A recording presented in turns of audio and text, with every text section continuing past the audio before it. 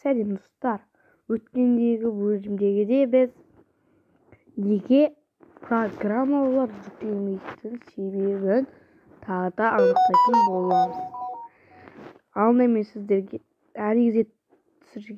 арман түсіргендерді сәлем көрсі деген ойын шықпай қалды. Оны қайтып көреміз қазір. Сәлем көрсі дейміз. Міне Dark Cradle деген ойын шығады, оның орнына болсын қорқынышты сәлем көрсі, қорқынышты көрсі деген. Мынау да өтірік достар.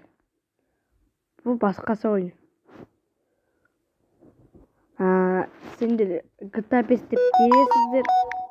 GTA 5 деп. Міне, мынандай ойын шығады достар. Себебі достар GTA 5 деген ойынға жүктелмейді. Тек Google арқылы жүктелуі мүмкін. Ал Hello Neighbor болса, онда Google немесе TapTap арқылы жүктей аласыздар. Оны біраз күннен кейін көрсетемін. Достар, қоса алыңыздар.